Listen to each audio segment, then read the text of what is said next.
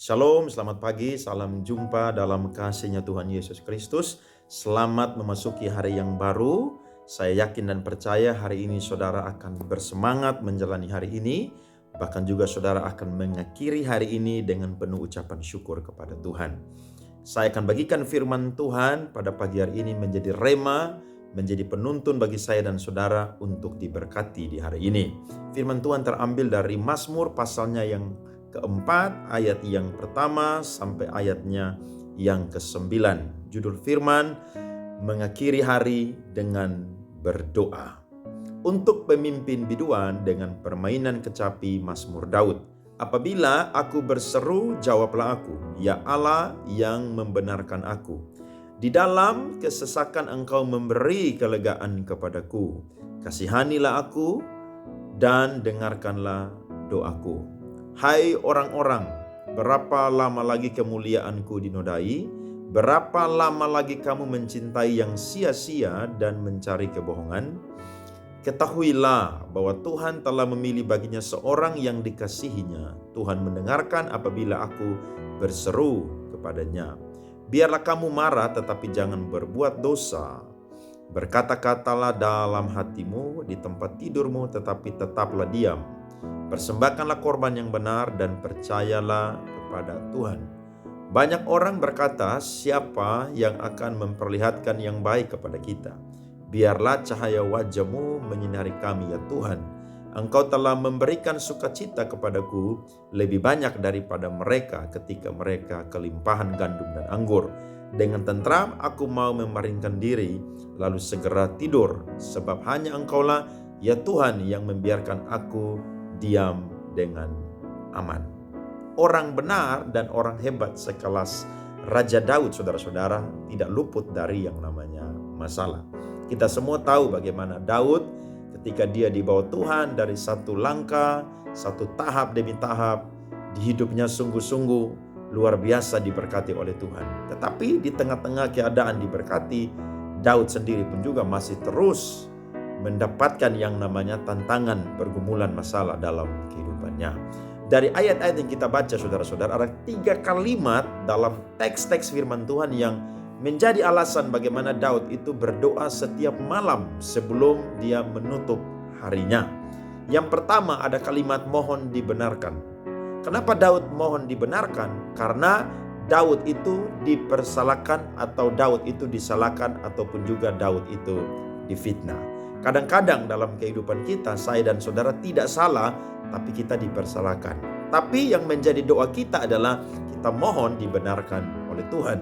Yang kedua adalah kita mohon diberikan kelegaan. Mengapa Daud memohon kelegaan? Karena Daud ada dalam kesesakan. Kesesakan berarti hal-hal yang kita alami yang terjadi dari dalam. Dan itu membuat saya dan saudara mengalami kesesakan. Tetapi yang luar biasa adalah kita berdoa seperti Daud, memohon diberikan kelegaan. Dan yang ketiga adalah saudara-saudara, memohon belas kasihan. Ketika Daud sedang memohon belas kasihan, maka ini sedang menyatakan bahwa Daud tidak sedang dipedulikan. Keadaan yang sangat-sangat sendirian dihadapi oleh Raja Daud. Tapi saya percaya saudara-saudara, ketika orang-orang yang tinggal dekat dengan Tuhan, orang-orang yang hidup bergaul karib dengan Tuhan, selalu ada perkataan-perkataan iman yang keluar dari kehidupannya. Dan itu akan menguatkan rohnya, menguatkan jiwanya, dan memberi semangat kepada tubuhnya untuk bisa menjalani kehidupannya. Daud memulai harinya selalu dengan Tuhan, dan dia juga mengakhiri hari-harinya selalu dengan Tuhan. Nah, saya mencatat ada 3 alasan mengapa Daud begitu yakin bahwa Tuhan tidak pernah mempermalukan dia sebagai orang benar. Karena Alkitab mencatat di sini saudara-saudara, wajah Tuhan itu menyinari Daud. Apa maksud dari cahaya wajah Tuhan yang menyinari Daud? Saya catat yang pertama adalah saudara-saudara, Tuhan berkenan kepada kehidupan Daud. Kalau kita membaca di dalam kitab Bilangan pasal yang ke-6 ayat yang ke-22 sampai 27, Tuhan memerintahkan kepada Musa untuk menyampaikan kepada Harun untuk memberkati orang-orang Israel. Firman Tuhan berkata, ayat yang ke-24 sampai ayatnya yang ke-27. Tuhan memberkati engkau dan melindungi engkau. Tuhan menyinari engkau dengan wajah-Nya dan memberi engkau kasih karunia. Tuhan menghadapkan wajah-Nya kepadamu dan memberi engkau damai sejahtera. Saudara perhatikan bahwa ternyata ketika wajah Tuhan dihadapkan kepada seseorang, itu bukti bahwa Tuhan berkenan kepada kehidupan Daud. Apakah Daud sempurna? Tidak, saudara-saudara. Daud adalah orang yang tidak pernah luput dari dosa dan juga kejatuhan.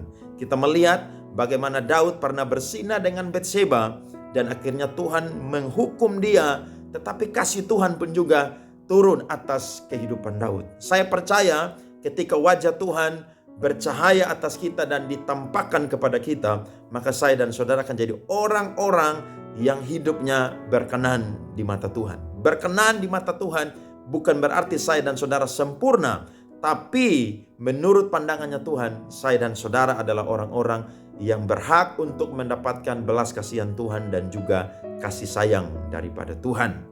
Yang kedua, saudara-saudara, adalah Tuhan menyertai langkah kehidupan daripada Daud. Sebelum Daud menjadi raja, dia adalah orang yang sudah disertai oleh Tuhan. Bagaimana dia menggembalakan kambing domba di padang penggembalaan. Ada binatang-binatang yang menyerang dia, menyerang domba-domba. Dia sebagai orang yang dipercayakan menjadi gembala, dia harus berani bertempur untuk mengalahkan binatang-binatang buas tersebut. Bagaimana dia berperang melawan Goliat, dan Goliat dikalahkan oleh karena Tuhan menyertai Daud. Bahkan juga begitu banyak musuh-musuh yang Daud hadapi, tapi Tuhan selalu memberikan kemenangan kepada Daud. Ini bukti bahwa ketika wajah Tuhan menyinari Daud, maka itu merupakan bukti bahwa Tuhan menyertai langkah kehidupan daripada Daud. Kalau hari ini saya dan saudara merasa sendirian, merasa gagal dalam kehidupan kita, yakin dan percaya bahwa Tuhan tidak pernah membiarkan saya dan saudara sendirian. Tapi kita senantiasa disertai, dilindungi, dipakai, diberkati oleh Tuhan untuk menjadi orang-orang yang menikmati kehidupan yang hebat setiap hari di dalam Tuhan.